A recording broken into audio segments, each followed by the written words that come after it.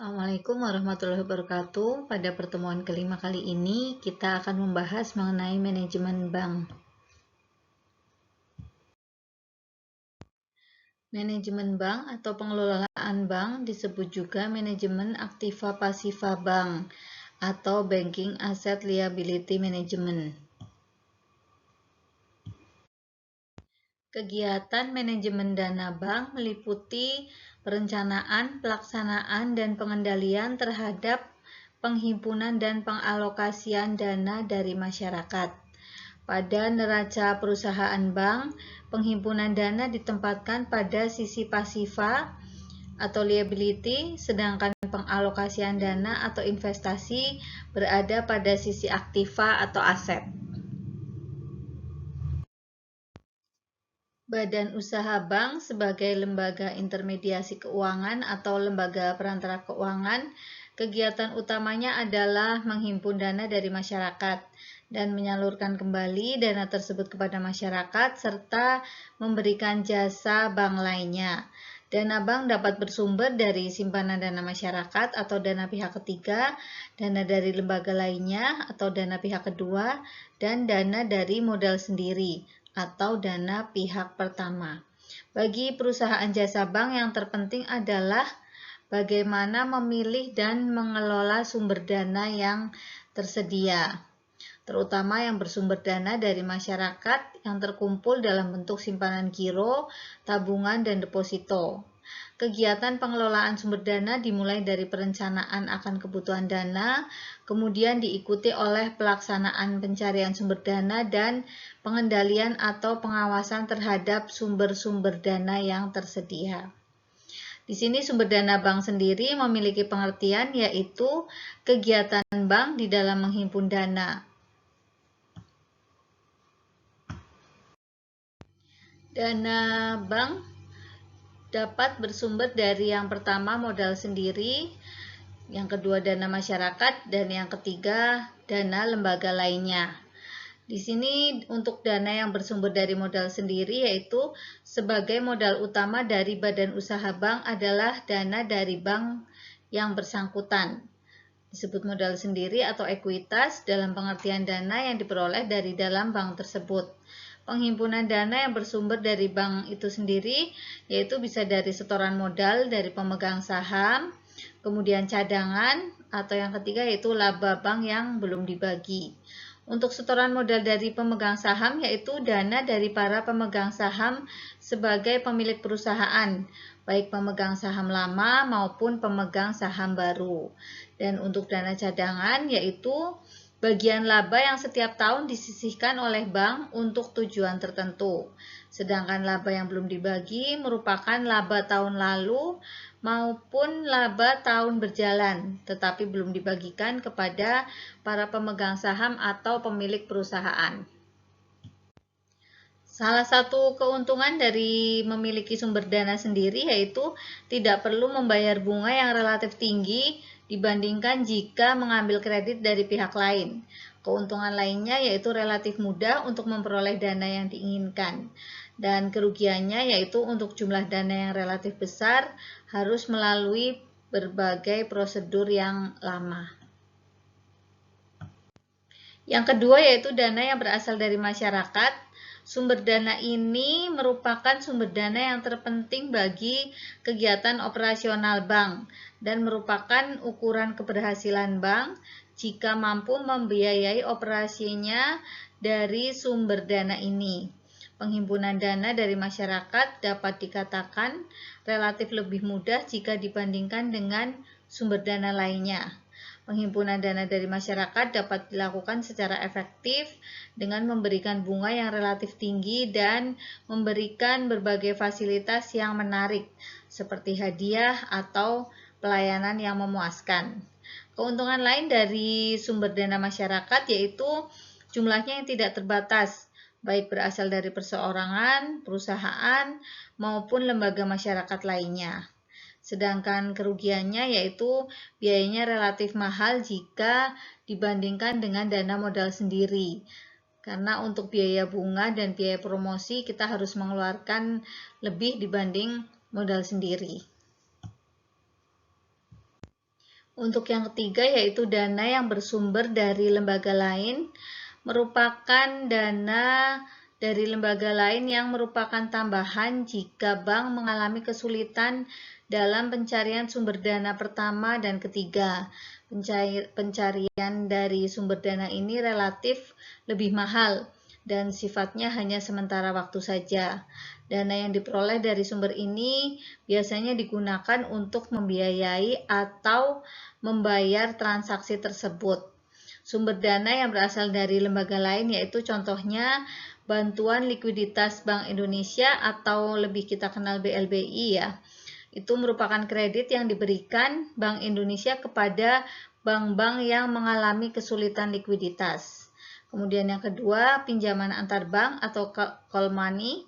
Biasanya pinjaman ini diberikan kepada bank yang mengalami kalah clearing di dalam lembaga clearing dan tidak mampu membayar kekalahannya. Pinjaman ini bersifat jangka pendek dengan bunga yang relatif tinggi jika dibandingkan dengan pinjaman lainnya. Kemudian yang ketiga yaitu SBPU atau surat berharga pasar uang. Dalam hal ini pihak perbankan menerbitkan SBPU yang kemudian diperjualbelikan kepada pihak yang berminat, baik perusahaan keuangan maupun non-keuangan. Kemudian yang keempat, contoh dana bersumber dari lembaga lain yaitu pinjaman dari bank-bank luar negeri. Pinjaman ini merupakan pinjaman yang diperoleh dari pihak bank yang berada di luar negeri.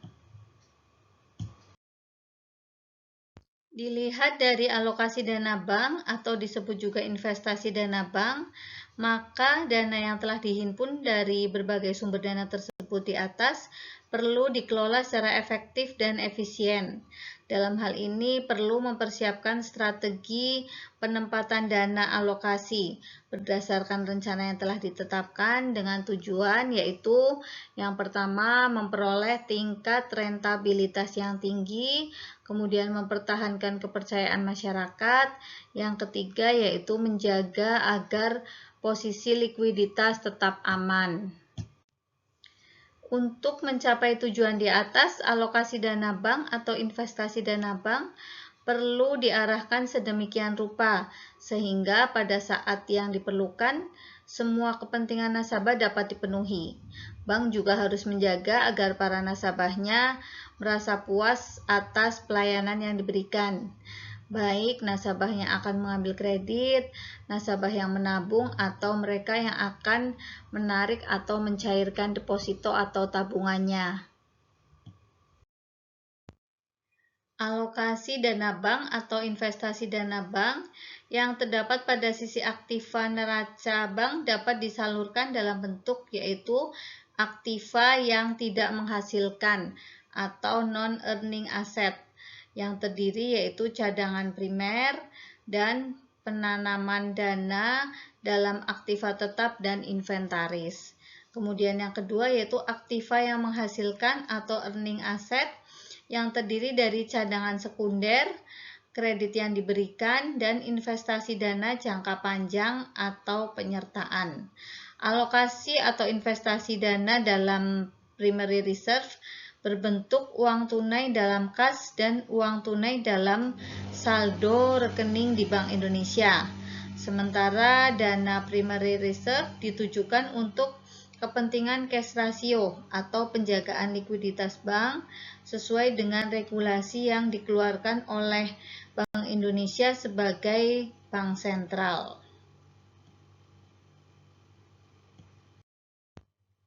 Dalam melakukan usaha penghimpunan dana dan pengalokasian dana, bank dapat menggunakan dua pendekatan, yaitu yang pertama pool of fund approach, yang kedua asset allocation approach. Untuk yang pertama yaitu dengan melihat sumber-sumber dana dan penempatannya, yaitu yang kedua asset allocation approach, yaitu penempatan dana-dana ke dalam aktiva.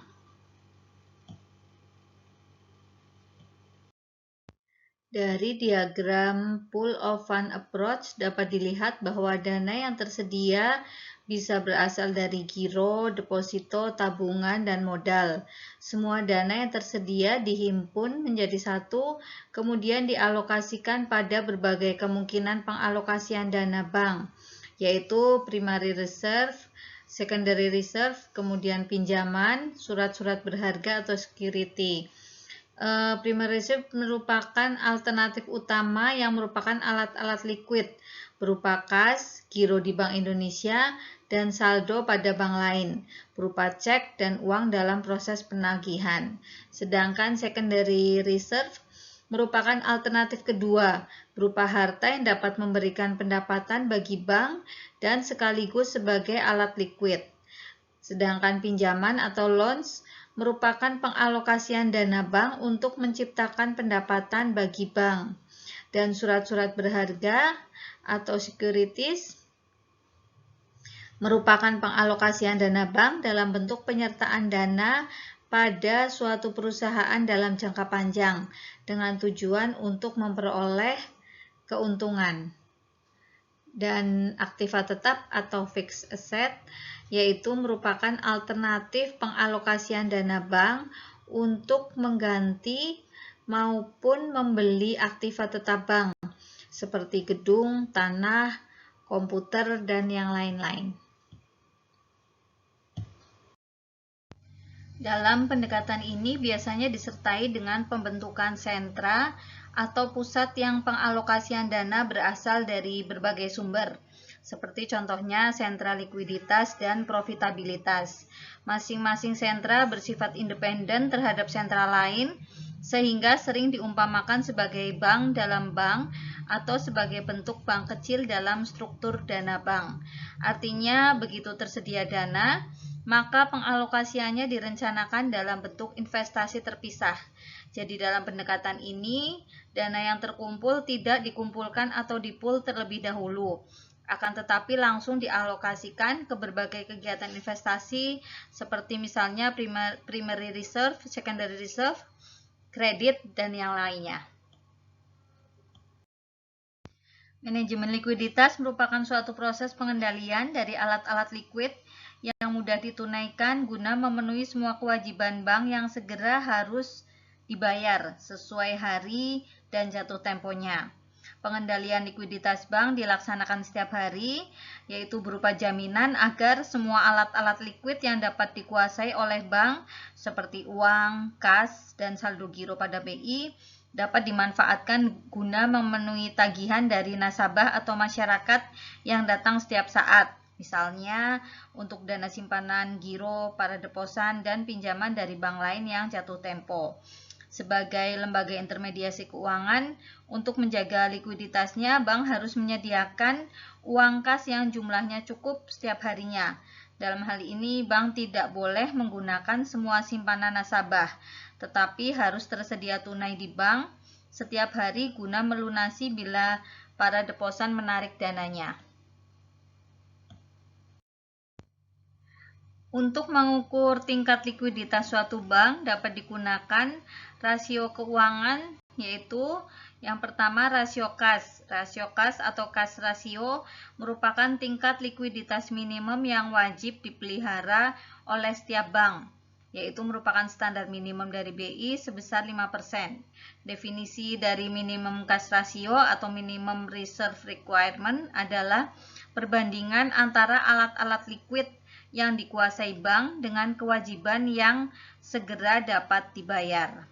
Bagi setiap bank umum diwajibkan oleh Bank Indonesia untuk menyisihkan sebagian dari pihak ketiga yang berhasil dihimpun dalam bentuk cadangan likuiditas wajib.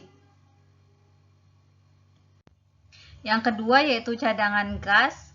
Bank diwajibkan menyediakan dana yang digunakan sebagai cadangan untuk memenuhi permintaan masyarakat atas dana yang disimpan.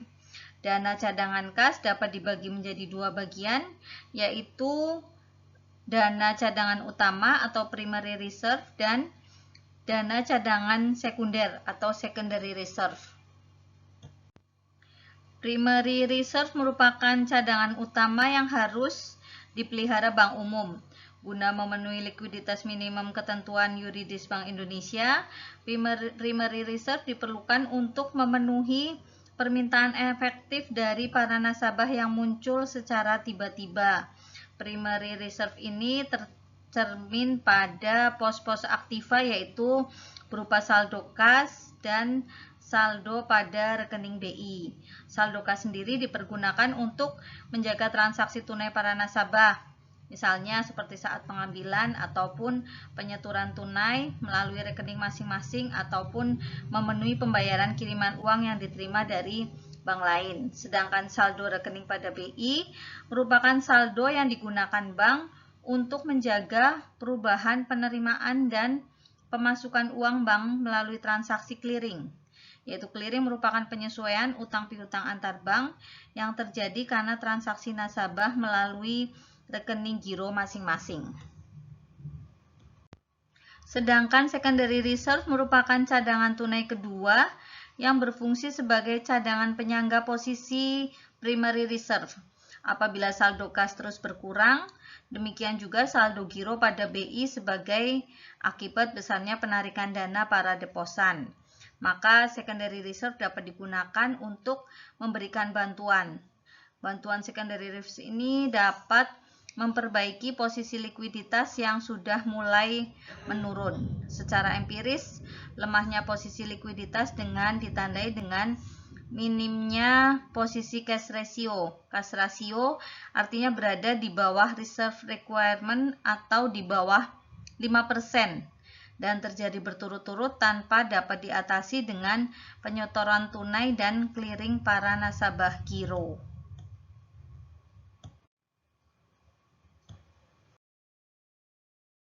Untuk kepentingan likuiditas dan solvabilitas setiap bank, diwajibkan memelihara perbandingan tertentu menurut ketentuan-ketentuan umum yang ditetapkan oleh Bank Indonesia. Beberapa ketentuan mengenai likuiditas yaitu likuiditas minimum yang wajib dipelihara dan laporan likuiditas bank. Untuk likuiditas minimum yang wajib dipelihara adalah sekurang-kurangnya 5%, dihitung berdasarkan perbandingan antara jumlah alat likuid dengan jumlah kewajiban yang dapat dibayar dalam suatu masa laporan. Yang kedua yaitu laporan likuiditas, biasanya dibagi menjadi 4 masa laporan untuk setiap bulannya, yaitu biasanya per minggu ya. Laporan 1, 2, 3, dan 4. Laporan 1 biasanya meliputi tanggal 1 sampai dengan 7, laporan kedua tanggal 8 sampai dengan 15, laporan ketiga 16 sampai 23, laporan keempat 24 sampai dengan akhir bulan. Hari Minggu dan hari libur lainnya tidak termasuk dalam masing-masing laporan tersebut. Dan bagi bank yang mempunyai kantor cabang ada 2 macam laporannya, yaitu laporan likuiditas gabungan dan laporan likuiditas masing-masing kantor. Biasanya laporan likuiditas gabungan meliputi angka likuiditas dari kantor-kantornya, dan laporan likuiditas masing-masing kantor hanya meliputi angka likuiditas dari masing-masing kantor yang bersangkutan. Dalam pembahasan ini yang dimaksud dengan sistem manajemen adalah berkaitan dengan metode yang digunakan oleh manajemen bank dalam mengelola bentuk operasional dari berbagai kegiatan bank. Bentuk operasional tersebut berkaitan dengan sentralisasi dan desentralisasi manajemen pada bank. Sistem manajemen bank sendiri dibagi menjadi 4, yaitu unit banking system, branch banking system, group and change banking system, kemudian yang terakhir yaitu mixed system. Kita bahas untuk yang pertama yaitu unit banking system.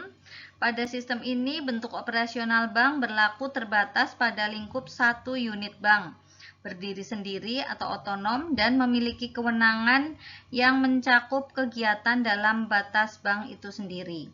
Operasional bank ini hanya terbatas di negara bagian atau provinsi tertentu, tidak membuka cabang di negara bagian atau provinsi lainnya.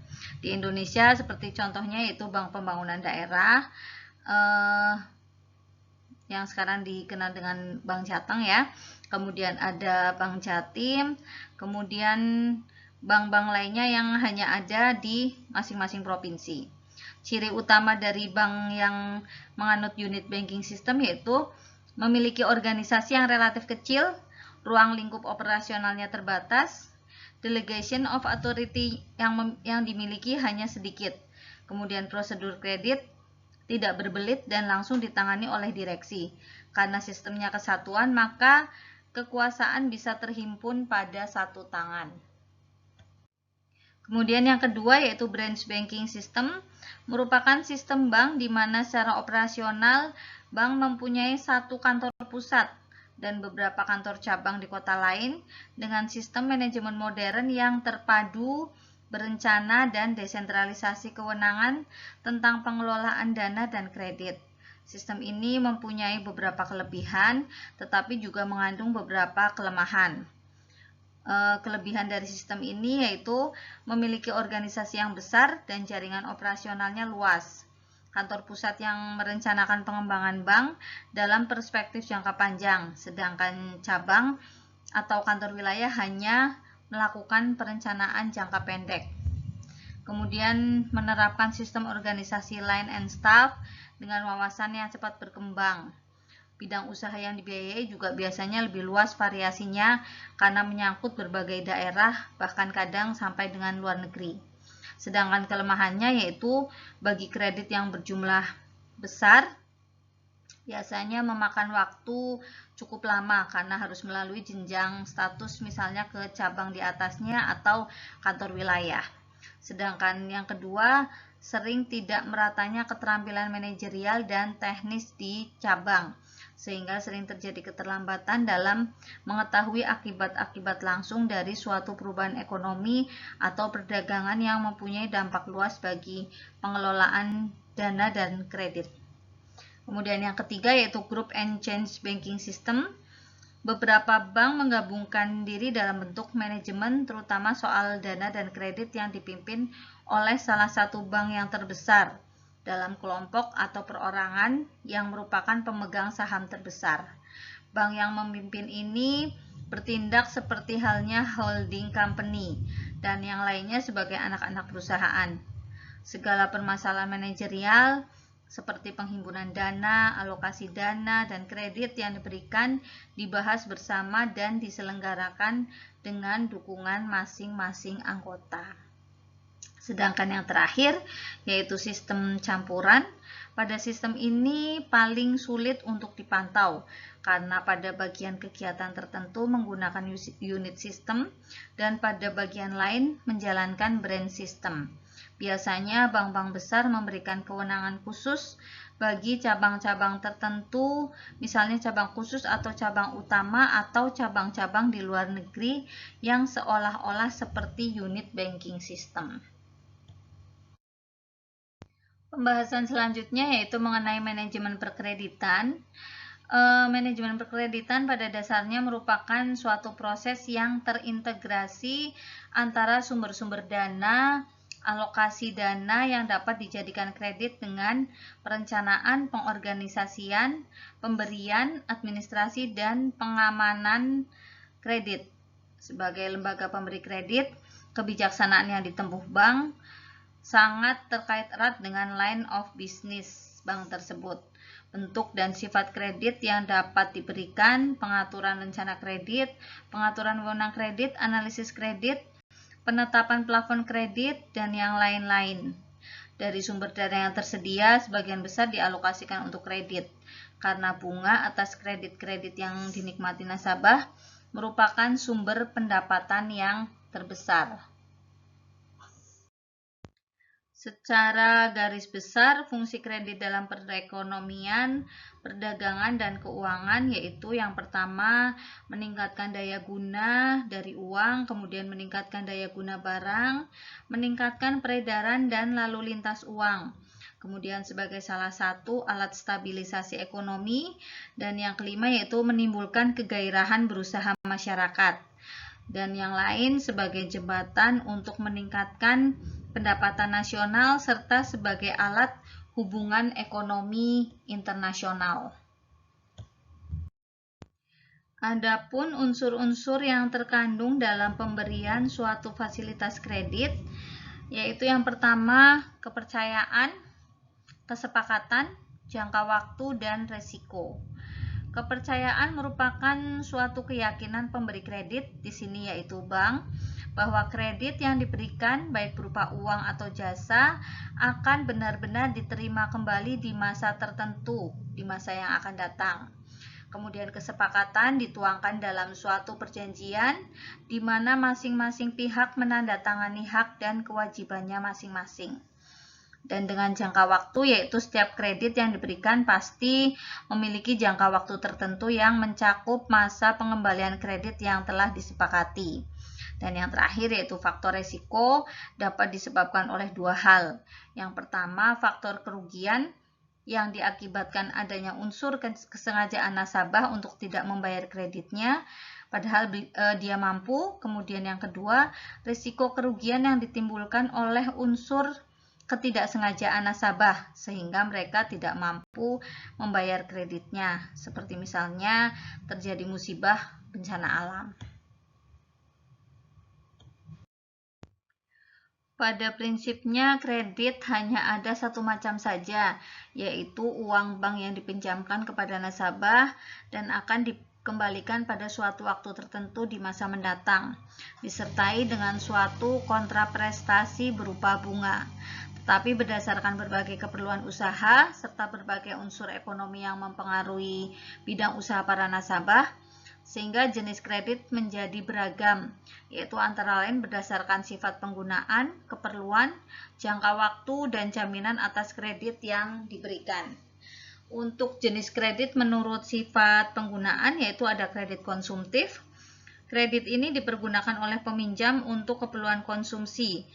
Artinya, kredit yang akan habis dipergunakan atas semua akan terpakai untuk memenuhi kebutuhannya. Kredit ini tidak bernilai bila kita tinjau dari segi utility uang, akan tetapi hanya membantu seseorang memenuhi kebutuhan hidupnya. Misalnya kredit untuk membeli rumah, barang-barang keperluan rumah tangga, dan yang lainnya. Sedangkan kredit produktif ditujukan untuk keperluan produksi dalam arti luas. Melalui kredit ini, uang dan barang dapat dilihat dengan nyata.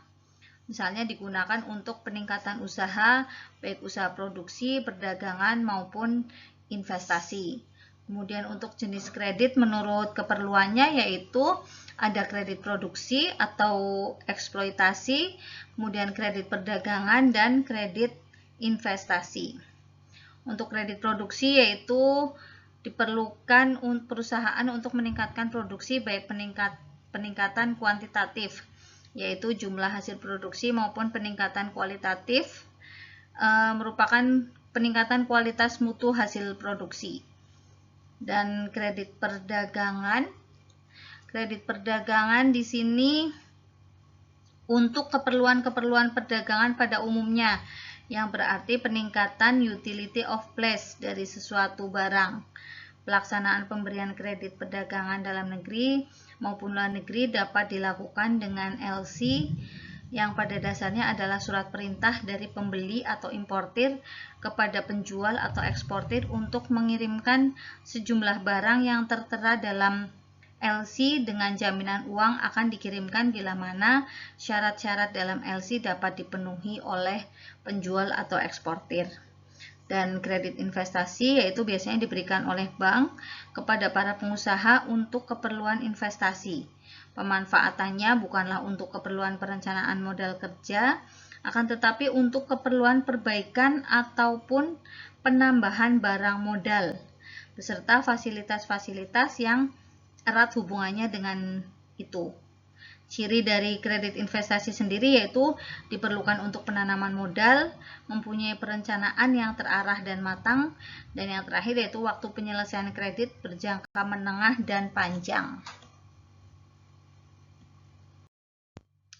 Dilihat dari jangka waktunya, kredit dibagi menjadi 3, yaitu kredit jangka pendek, jangka menengah, dan jangka panjang.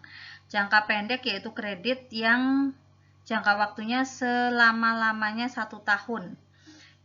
Untuk jangka menengah berjangka waktu antara 1 sampai dengan 10 tahun dan jangka panjang yaitu kredit yang berjangka waktu lebih dari 10 tahun. Kemudian jenis kredit menurut jaminannya dibagi menjadi 2. Kredit tanpa jaminan merupakan jaminan fisik. Di sini yang dimaksud jaminan adalah jaminan fisik. Di Indonesia jenis kredit ini belum lazim dan dilarang oleh Bank Indonesia. Untuk di Eropa dan Amerika sendiri, kredit semacam ini lazim dipakai dan khususnya diperuntukkan pada perusahaan yang besar dan kuat. Kemudian yang kedua yaitu kredit dengan jaminan. Jenis kredit ini adalah kredit yang penilaiannya lengkap dalam arti segala aspek penilaian turut dipertimbangkan, termasuk jaminan.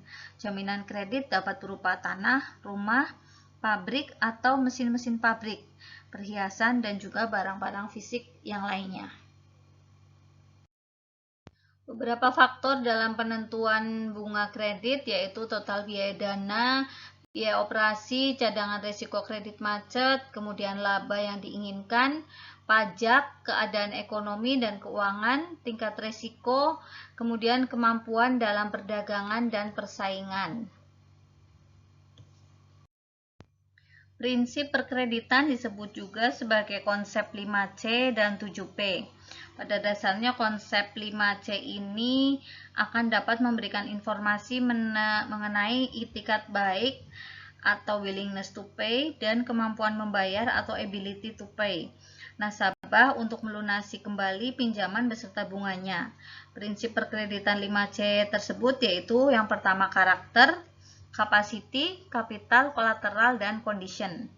Untuk karakter pada prinsipnya diperhatikan dan diteliti tentang kebiasaan-kebiasaan, sifat-sifat pribadi, cara hidup, kemudian keadaan keluarga, hobi, dan social standing calon debitur. Prinsip ini merupakan ukuran tentang kemauan untuk membayar. Kemudian capacity, yaitu penilaian terhadap kapasiti debitur dilakukan untuk mengetahui sejauh mana kemampuan debitur mengembalikan pokok pinjaman beserta bunga pinjamannya. Penilaian kemampuan membayar tersebut dilihat dari kegiatan usaha dan kemampuannya melakukan pengelolaan atas usaha yang akan dibiayai dengan kredit. Sedangkan kapital yaitu penyelidikan terhadap prinsip kapital atau permodalan debitur. Tidak hanya melihat besar kecilnya modal tersebut, tetapi juga bagaimana distribusi modal itu ditempatkan oleh debitur. Kemudian kolateral, penilaian terhadap barang jaminan yang diserahkan debitur sebagai jaminan atas kredit bank yang diperolehnya, yaitu untuk mengetahui sejauh mana nilai barang jaminan atau agunan dapat menutupi resiko kegagalan pengembalian kewajiban debitur. Fungsi jaminan di sini adalah sebagai alat pengaman terhadap kemungkinan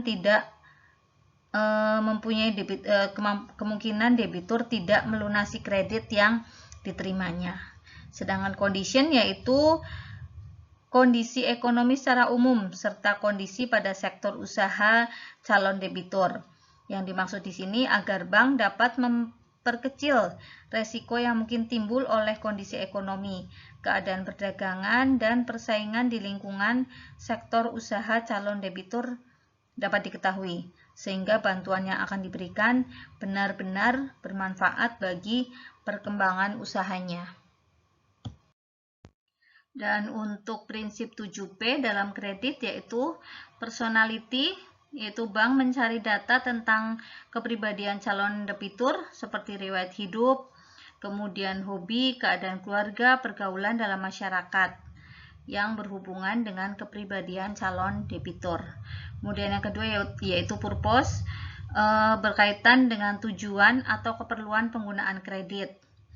Yang ketiga yaitu prospek, merupakan harapan masa depan dari bidang usaha atau kegiatan usaha calon debitur selama beberapa bulan atau beberapa tahun ke depan. Perkembangan keadaan ekonomi, perdagangan, keadaan sektor usaha calon debitur, kemudian kekuatan keuangan perusahaan masa lalu dan perkiraan pada masa mendatang. Ya, kemudian yang keempat yaitu payment, merupakan prinsip untuk mengetahui bagaimana pembayaran kembali pinjaman yang akan diberikan. Kemudian party yaitu merupakan pengklasifikasian nasabah ke dalam klasifikasi tertentu atau golongan tertentu berdasarkan modal, loyalitas, serta karakternya. Profitability merupakan kemampuan nasabah dalam mencari laba, diukur dari periode ke periode, apakah akan tetap sama atau semakin meningkat, apalagi dengan ditambahkannya kredit yang akan diperoleh dari bank. Kemudian protection, tujuannya adalah bagaimana menjaga kredit yang dikucurkan oleh bank melalui suatu perlindungan. Perlindungannya dapat berupa jaminan barang atau orang atau jaminan asuransi. Aspek-aspek dalam penilaian kredit yaitu meliputi aspek umum dan manajemen, aspek teknis, aspek ekonomis dan komersial, aspek finansial, aspek jaminan, dan aspek analisis dampak lingkungan. Aspek umum dan manajemen biasanya berkaitan dengan susunan pengurus lengkap perusahaan, bidang usaha, jumlah pegawai, struktur organisasi. Kemudian untuk aspek teknis, kaitannya dengan lokasi perusahaan, persediaan bahan baku dan kontinuitas persediaan, rencana usaha, kemudian kualitas tenaga kerja. Sedangkan aspek ekonomis dan komersial biasanya berkaitan dengan prospek pemasaran di masa datang, kondisi pemasaran, dan posisi harga penjualan. Sedang aspek finansial yaitu berupa analisis laporan neraca rugi laba, analisis biaya pendapatan, dan perhitungan kebutuhan kredit. Aspek jaminan sendiri yaitu di sini jumlah dan nilai jaminan, status pemilikan, daya tahan jaminan, dan tata cara pengikatan. Dan yang terakhir yaitu aspek analisis dampak lingkungan, merupakan aspek yang menilai dampak lingkungan yang akan timbul dengan adanya suatu usaha, serta cara-cara pencegahan terhadap dampak tersebut. Selain hal di atas tentang tata cara dan aturan-aturan, yaitu yang terakhir di sini mengenai kredit bermasalah. Hal yang tidak menggembirakan bagi bank sebagai pemberi kredit adalah apabila kredit yang diberikan menjadi bermasalah. Kredit bermasalah disebabkan debitur dalam memenuhi kewajibannya, yaitu membayar angsuran kredit sekaligus dengan bunganya tidak sesuai dengan kesepakatan yang telah disetujui dalam perjanjian kredit. Beberapa pengertian mengenai kolektivitas kredit yang dibuat menurut ketentuan Bank Indonesia, yaitu yang pertama, kredit lancar merupakan kredit yang pembayaran pokok pinjaman dan bunganya tepat waktu, perkembangan rekening baik, dan tidak ada tunggakan serta sesuai dengan persyaratan kredit. Yang kedua, kredit dalam perhatian khusus, yaitu kredit yang pengembalian pokok pinjaman atau bunganya terdapat tunggakan sampai 90 hari. Dan yang ketiga, kredit kurang lancar, yaitu kredit yang pengembalian pokok pinjaman dan pembayaran bunganya terdapat tunggakan telah melampaui 90 hari sampai 180 hari waktu yang disepakati. Yang keempat, kredit diragukan, yaitu kredit yang pengembalian pokok pinjaman dan pembayaran bunganya terdapat tunggakan telah melampaui 180 hari sampai dengan 270 hari dari waktu yang disepakati. Dan yang terakhir yaitu kredit macet, adalah kredit yang pengembalian pokok pinjaman dan pembayaran bunganya terdapat tunggakan telah melampaui 270 hari. Demikian materi untuk manajemen bank yang dapat saya sampaikan. Selamat belajar dan terima kasih. Wassalamualaikum warahmatullahi wabarakatuh.